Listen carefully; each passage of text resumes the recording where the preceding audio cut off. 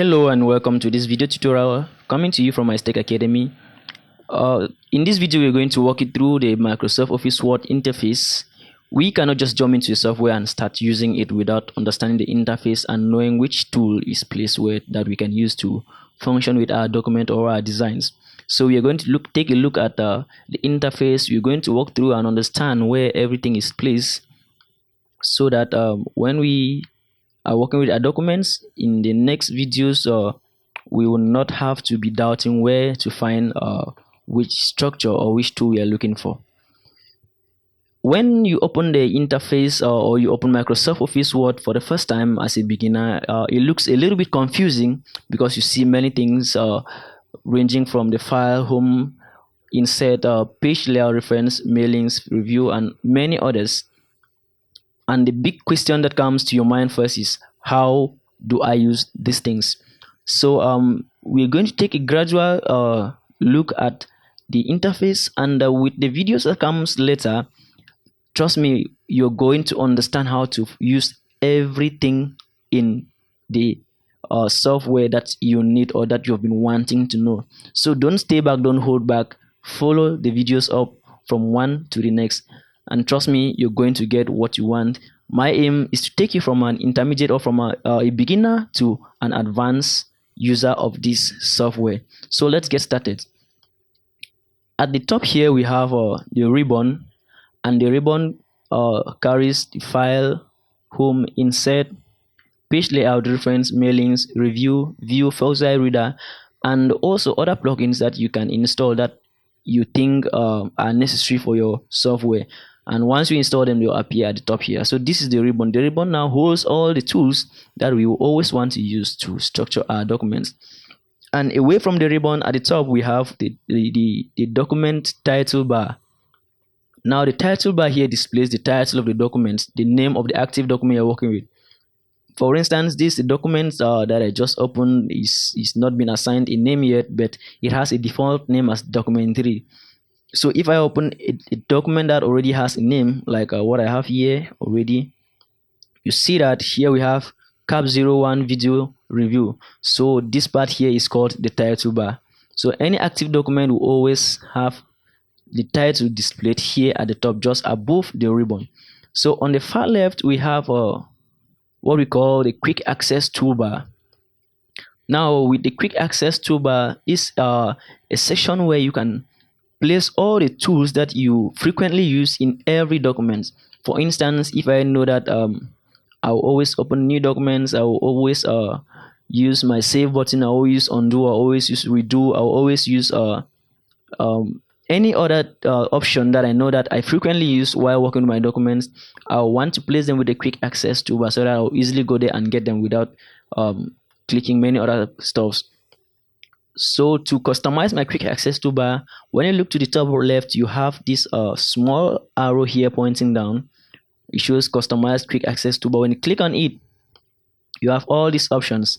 And so when I click on new, you see that an icon of new has been added here. If I click on open, there is a folder here. When I click on save, it adds the save icon. When I click on undo and redo, so you have all these buttons here. Now if I want to open a new document, I'm not supposed to go again to file and click on new to open a new document.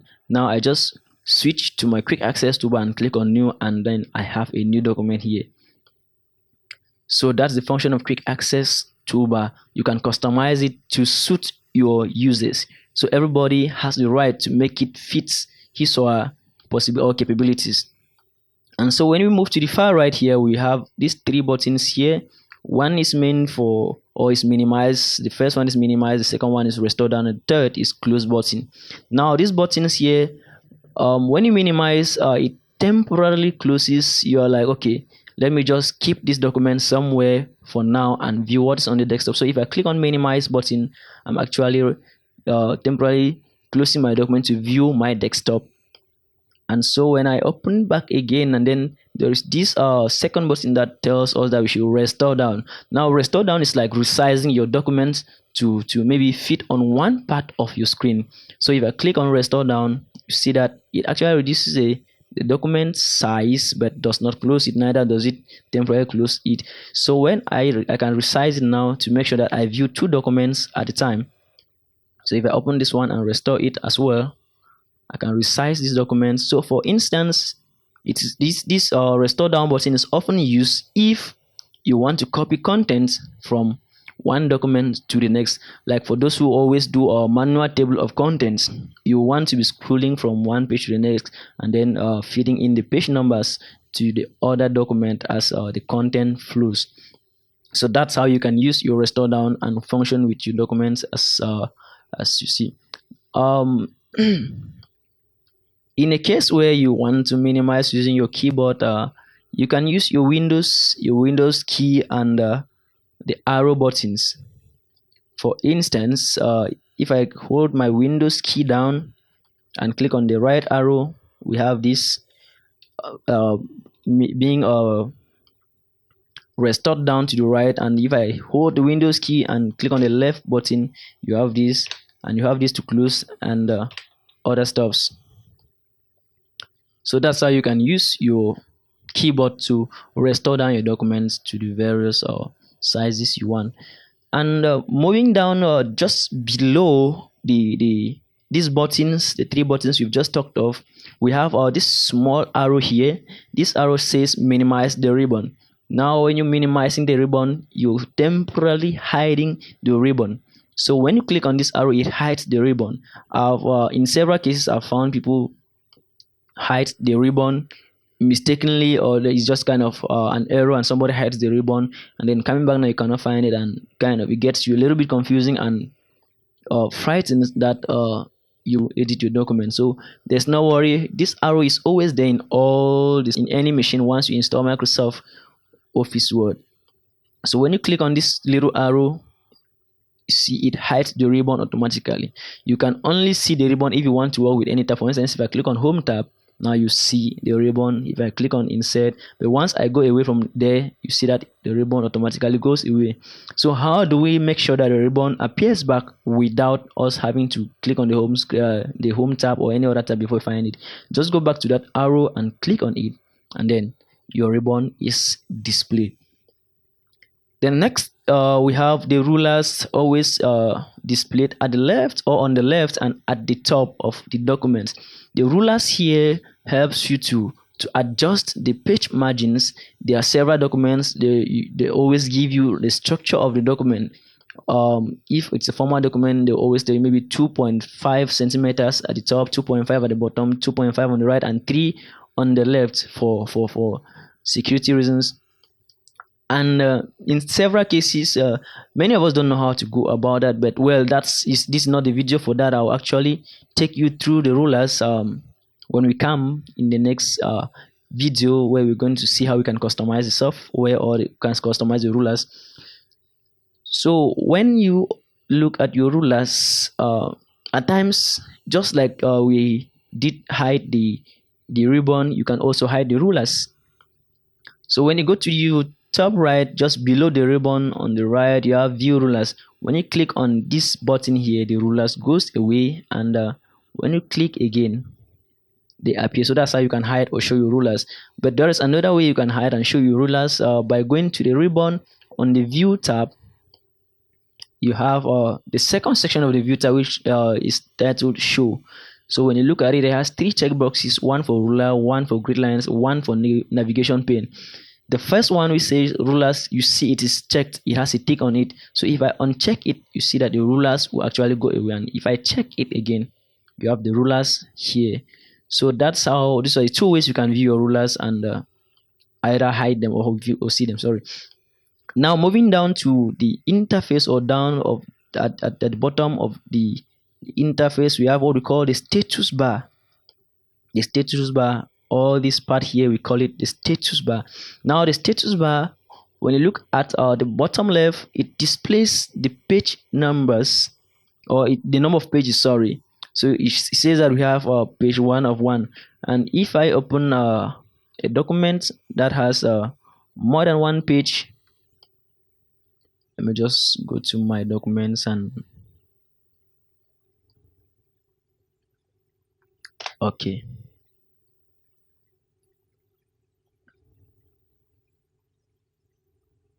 Now this document has 3 pages. So you see that at the bottom left here, at this angle, we see as page 1 of 3 shows that the document has 3 pages. And again, the next it shows the number of words that the document has. So if your document is 1, 2, or 3 pages, it shows it gives you the number of words that are in your document. So this document that has 3 pages has about 758 words. And if you go ahead to click on this word number of words, when you click on it, this dialog box opens, telling you the number of pages, the number of words, the number of characters without spaces, and characters with spaces. So characters without spaces, those are individual letters. It has 4,241, and characters with spaces, you have 4,991, and then you have 12 paragraphs in the document, and you have 60 lines. So when you click the status bar, when you click on these words, it actually gives you a detail of the document, how many lines your document has, how many paragraphs do you have in the document, and how many characters, how many words, and how many pages. And the next we have on the status bar again, we have proving errors. The proving errors here actually determines or tells you that the document has some words that the computer does not really identify with. It's not because the words are wrongly spelled, but it's because the language you use is maybe not identified by the computer, and so that's why you have this X that's always been marked, shows that there are some words that needs to be corrected. But it does not mean that words are wrong. It's just because the computer does not identify or does not have these words in its dictionary. And the next thing, we have the language. And when we come back on the next videos, we may see, or we have to see the areas where we can set the languages to maybe French or English. And so when you move to the right of the status bar at the bottom here, we have the various page layouts. Now page layout is another thing that gives kind of stress to people. Now there are other layouts that when you open them, they look very crazy, and you don't even know where to start editing or where to do what with your document. So the first page layout we have here, like what we see here, is called the print layout. Is the print layout. And when you move to the second, there are actually about 5 layouts. We have a print layout, we have a full screen, we have web layout, we have outline, and drafts. So when you move from the print layout to the full screen, so this is what we have for a full screen layout. You realize that when you use the full screen view, the ribbon is not there, the title bar is not there, everything just goes away. And many people have run into these cases and then kind of, hey, what have I done? How can I sort myself out? But there's nothing to worry. Just go to the top right and close this view, and it takes you back to the normal view. And then the next we have a web layout. Now this looks more of a web page, even though it has a ribbon and other stuffs, but it appears to be a web page. It does not give you any area where, or it does not separate any page from the next. So everything is just as a single page. And when you go to the next page layout, you have the outline. And so the outline is maybe somehow more crazy than even the web layout. And we have the next page layout, which is drafts, which looks like this. And now draft actually goes ahead to maybe segment. You see this dotted lines tells you that this is the end of the first page, and the second page starts and then it ends somewhere on the next dotted lines. So when you find yourself in areas like this, you don't need to worry. You just need to swap back to the print layout by just going down there and clicking on the print layout display, and so it gives you this nice and comfortable look. And the next on the right after the page layout, we have the zoom scroll bar. Now the zoom scroll bar here helps us to access or to read our document maybe easily, or to reduce the size for other reasons. So you can zoom in. If you zoom in, you realize that the visibility of the document increases. I'm actually scrolling my bar to the right, so you see that the visibility of the words increases. I'm just it's like using a lens. For those who use lenses, you see that it actually enlarges the fonts. So that's what the zoom screw bar or the zoom is out for. And so when you zoom in, it increases the visibility, and when you zoom out of the document, you see that it reduces the visibility, and you are zooming out now maybe to view how many pages are in the document at once. So you see that there are 3 pages. If I zoom in to the document, I am viewing just one at a time, and if I zoom out, I can view 3 of these pages at a time. So one thing we have to note here is that there is a difference between zooming in and increasing the font size. When I zoom into the document, I'm just increasing my visibility. I'm not increasing the font size, and font size remains the same. But in several cases, many people confuse zooming in and increasing the font size. And many people, or maybe in documents, those who do documentation can actually trick people with this. So by the time somebody says, okay, please increase the font size, I just have to zoom in, and then you say, okay. But since you don't know, you just accept that, okay, it's okay that way, and I print, you still have the same thing. So zooming in is different from increasing the font size. For instance, now I've zoomed in, my document is still the same, has the same font size, the same font type, the same page size. Now if I increase the font size of this stuff, what you see here is that, let me just increase the fonts here. If I send the fonts to about 22, now you get the difference. So there's a difference between zooming in and increasing font size. Send it back to 12. So that's that for the zoom scroll bar, and we have the last thing here, the scroll bar that takes you from top to bottom, or from bottom to the top. Now you can use these 2 arrows here to scroll up and down.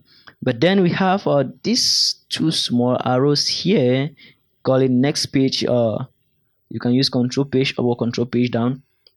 So if I'm going to page 2, I don't need to scroll gradually or a continuous flow manner. I just need to click on this down arrow here, that's a double arrow here, and I go to page 2 directly. So it kind of skips and takes you to the next page. Excuse me. Now when I click on this other page, it does the same thing. So when I want to go back to page 2, just click on the upper arrows, and then so it takes you from page to page instead of giving you a continuous scroll flow. So that's that for the interface and how you can manage your interface. So when we come back, we're going to start looking at the individual tabs as a file, the home, insert, page layout, reference, mailings, review view, and Fox Reader, and many other tabs. Thank you for watching. Stay with us as we take you from a beginner to an advanced user of this software. See you in the next video.